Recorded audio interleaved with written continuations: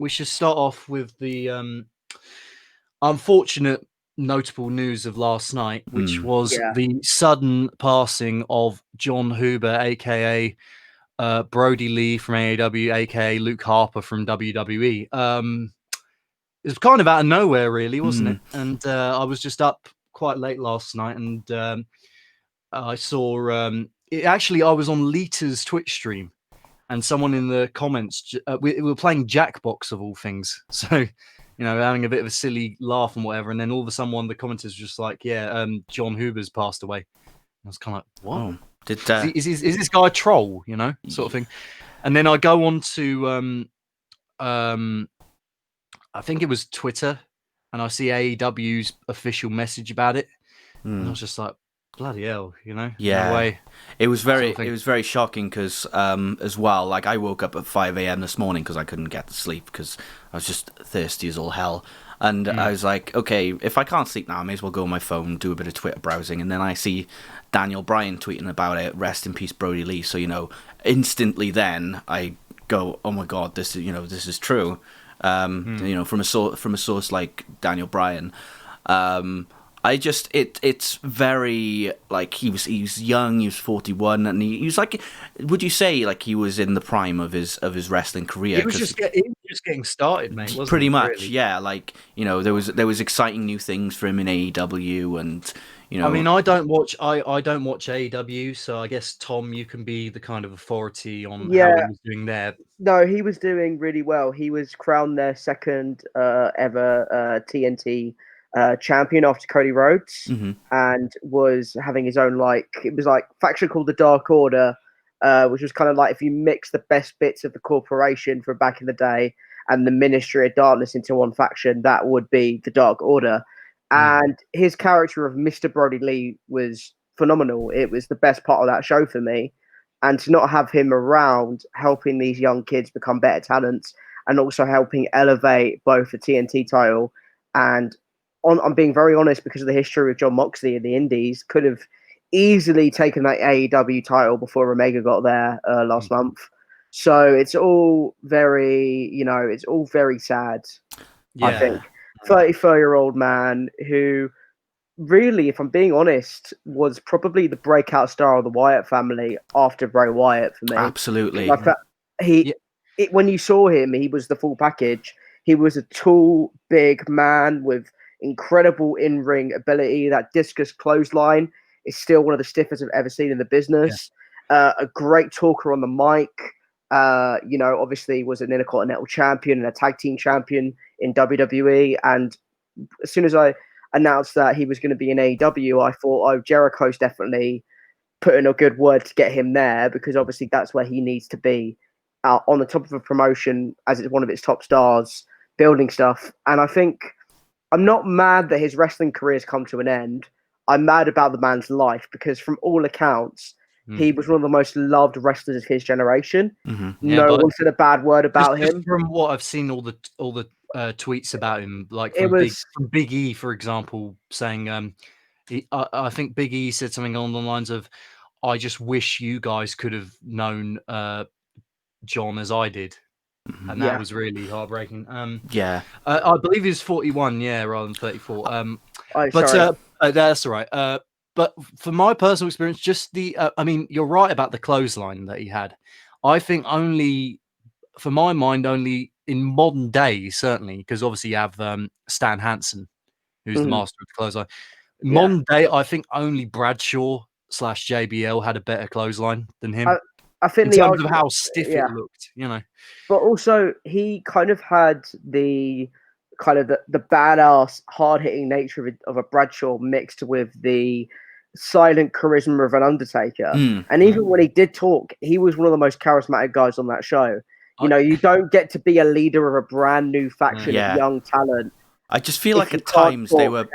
Yeah, I feel like at times in WWE they were trying to push Eric Rowan a bit more.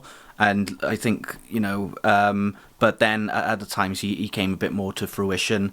But I feel like in general, like you said earlier, there's a good reason that he was coming to AEW, because I feel like they would have absolutely pushed him to the moon for good reason.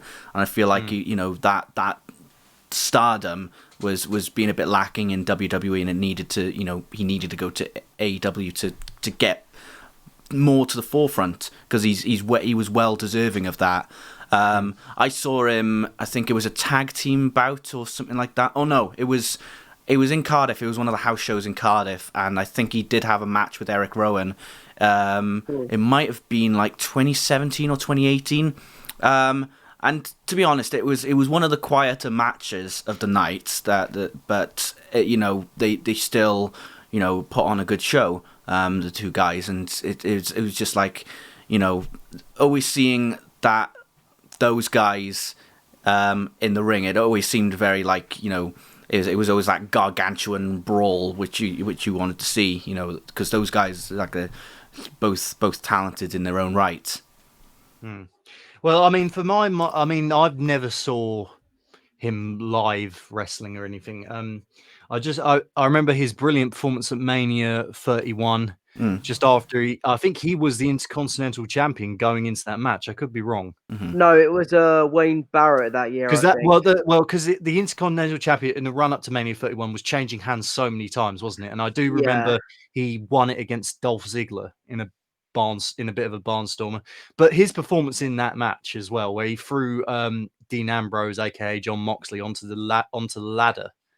Yeah. And obviously with his run with the Wyatt family, and he had that really creepy way about him, which was awesome. A bit like kind of what's his name? The Waylon Mercy type kind of wide-eyed stare, Yeah. And yeah, slap.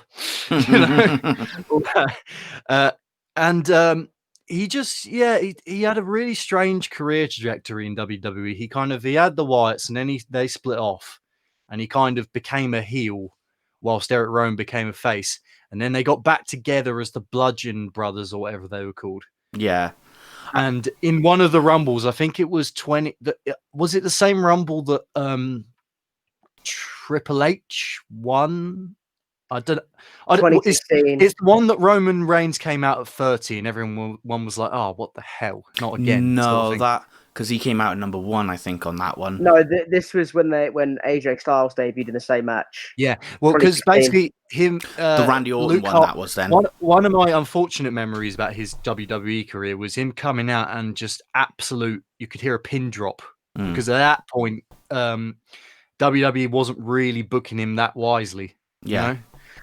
And then he was off TV for I'm sure he was off TV for like a little bit, and like whether it was related to his condition or whatever, that you don't know. But eventually he ended up in AEW, of course. And I've been so burnt out with wrestling, I haven't really watched any product this year. But yeah, I heard he was doing very well. So to the fact that he passed away very, very suddenly last night.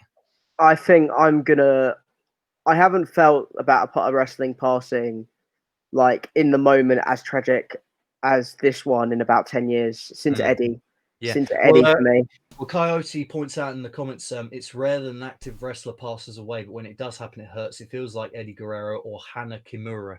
The last time I felt quite big, quite upset when a wrestler died, I think, was Roddy Piper, mainly because like a year or a few months before that, he retweeted one of my tweets, and I was just like over the moon about that, because he's always been like one of my favorite wrestlers, his charisma. So when that happened, it just hit me sentimentally hard for that reason. Well, I kind of I stopped for the first time watching in about 2005, and it was probably around the time that Eddie Guerrero died, and that was like just big, massive news in the school playground, And then when I came back to watching it in about 2014, the Wyatts were obviously one of the kind of focal points of that brand at that point in time. And just as a collective, I thought they were an awesome stable, and Luke Harper was really, really made that whole creepy cultist character his own. Yeah. And he was clearly an immensely talented worker, and just for all his career, it seemed everyone was I just remember everybody was going, "Oh, he's so good. Why isn't he getting a chance?" You know, in the vein of sort of probably not as strongly as Cesaro is still getting nowadays. Yeah. You know, about why isn't he getting a chance? You know, why isn't he being pushed? But Luke Harper, there was definitely loads of voices in that camp from back in the day. You know? Absolutely, yeah. I was always like that. I was like saying next to Bray Wyatt is, Luke Harper is someone who's got that stardom. Just from how he looked and his in-ring ability, as Tom said. He seemed like the full package in that sense. And the really sad thing is, I'm not angry about him losing his career, because I felt like his career was actually pretty fucking good. Actually, the way it was, I feel like he did a lot for wrestling over the last 10 years. You know, he won the IC title, so at least there's that. You know. Yeah. I feel like from all accounts, he was a great dad and a great husband. And I'm not one that will probably ever get married or have kids or like a traditional relationship in that capacity, but I respect that his lasting legacy will be his son, his wife, and the memories they have of him. Yeah. And I think what really I was reading that they were they had a dark match on AEW when the Young Bucks put the belt on his son or something along those lines. Is that true? Yeah, they did. Yeah. And they so his son, like, from all accounts, was a massive fan of wrestling in general, like his dad. And there was an interview that Eddie Kingston posted that made me cry this morning about how, like, this is how I remember my friend John. And it's a WWE video, and it's like one of those backstage things, and he's talking about his legacy and how he wants his legacy to be that hopefully my son wants to do this in the future, and I'm opening up doors for him. And I just want to be as good of a dad as my dad was. And that really made me well up, because at this moment in time, none of us are seeing families or anything.